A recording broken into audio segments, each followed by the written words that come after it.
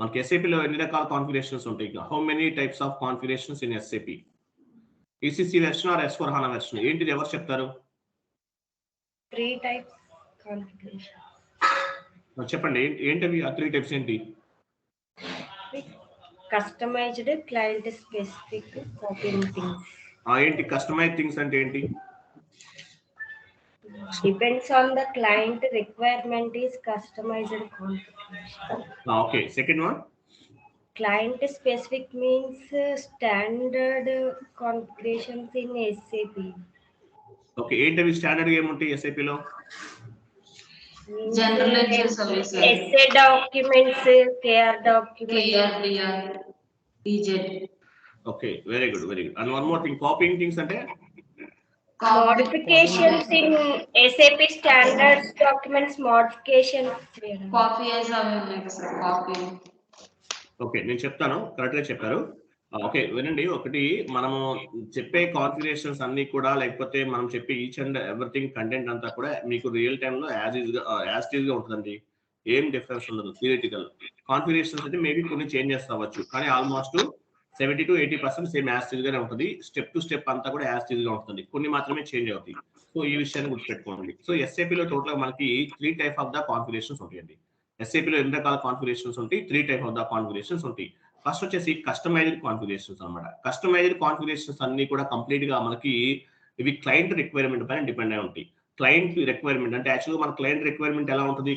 Client ఎస్ఏపిలోకి డేటాని ఎట్లా map చేయాలి, ఏంటి ఇన్ఫర్మేషన్ అంతా కూడా క్లయింట్ దగ్గర నుంచి మనం గ్యాదర్ చేసుకుంటాం. అంటే క్లయింట్ ఇన్ఫర్మేషన్ అంతా కూడా ఇదంతా కూడా బ్లూ ప్రింట్స్ లో ఉంటుందండి. బ్లూ ప్రింట్స్ లో ఉంటుంది.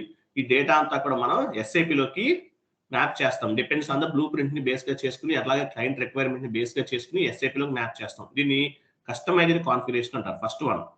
ఫస్ట్ వన్ ఏంటి? Customized configuration. సెకండ్ వన్ ఏంటి? Client specific configuration. యాక్చువల్గా ఫస్ట్ వచ్చేసి ఆల్మోస్ట్ ఒక 70% అండి. కస్టమైజ్డ్ కాన్ఫిగరేషన్ ఎంత పర్సెంటేజ్ ఉండొచ్చు? అప్రాక్సిమేట్లీ 70% ఉంటుంది.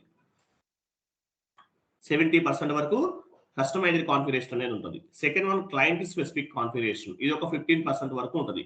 క్లయింట్ స్పెసిఫిక్ కాన్ఫిగరేషన్ అంటే ఏంటి? ఎస్ఏపిలో డిఫైన్ చేస్తారు, మనకి ఎస్ఏపి వాళ్ళే చేసి ఇచ్చేస్తారు. స్టాండర్డ్ కాన్ఫిగరేషన్స్ అంటారు. సో ఈ స్టాండర్డ్ కాన్ఫిగరేషన్స్ ఏవైతే ఉంటాయో అవన్నీ కూడా క్లయింట్ స్పెసిఫిక్ అంటారు. SA document, KR document, DR document, DZ document, లేకపోతే V3 వేరియంట్స్, ఇంకా చాలా ఉంటాయి. సిస్టమ్ లో ఉన్న వాటినే మనం ఉపయోగించుకుంటాం. అంటే బై డిఫాల్ట్ డైరెక్ట్ గా వాడేసుకుంటాం. ఇప్పుడు V3 వేరియంట్ మనం కొత్తది క్రియేట్ చేసాం, ఉన్నదాన్ని కూడా వాడుకోవచ్చు. ఇవన్నీ కూడా క్లయింట్ స్పెసిఫిక్ అంటారు. థర్డ్ వన్ వచ్చేసి కాపీయింగ్ థింగ్స్ అంటే ఏంటి? ఎస్ఏపిలో ఉన్న వాటిని కాపీ చేసుకుని నేమ్స్ అనేవి చేంజ్ చేసుకుంటాం.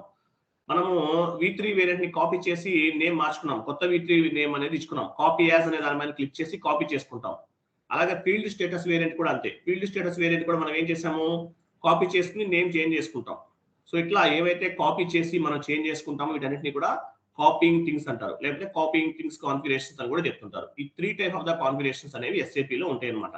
ఫస్ట్ వన్ వచ్చేసి క్లయింట్ కస్టమైజ్డ్ కాన్ఫిగరేషన్ 70% ఉంటుంది అప్రాక్సిమేట్లీ. క్లయింట్ స్పెసిఫిక్ అనేది ఒక 15% చేస్తాము.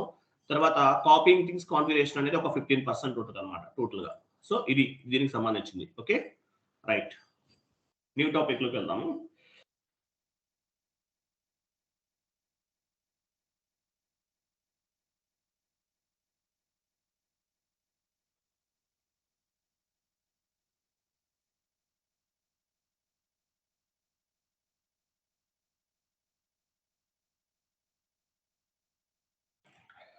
ఓకే, రికార్డింగ్ ఆఫ్ చేసి మళ్ళీ స్టార్ట్ చేయండి ఫ్రెష్ గా, ఎందుకంటే న్యూ టాపిక్ వెళ్తున్నాం కదా.